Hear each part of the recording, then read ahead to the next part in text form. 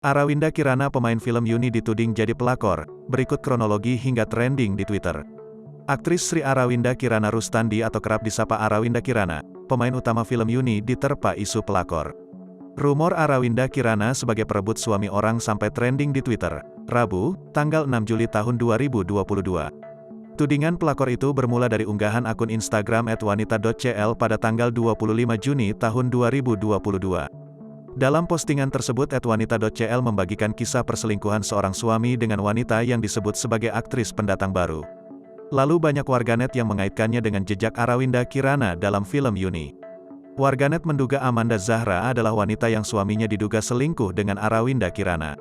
Amanda Zahra melalui Twitternya pernah me-retweet kicauan Arawinda Kirana yang diunggahnya pada tanggal 6 Februari tahun 2022. Give love to the people who cause you pain. Love them into the right direction. Berikan cinta pada orang yang membuatmu sakit.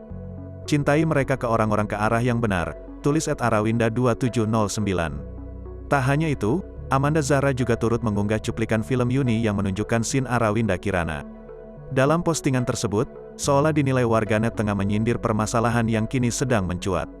Lagian siapa sih yang mau dimadu, tulis Diallo dalam postingan tersebut. Dikutip dari Kompas TV, terbaru Amanda Zahra lantas mengunggah melalui akun Twitternya. Daripada bayarin akun gosip, mending duitnya buat lo berdua berobat deh, ujar Amanda Zahra, Selasa, tanggal 5 Juli tahun 2022. Namun, hingga kini Arawinda Kirana belum memberikan klarifikasi terkait isu pelakor tersebut.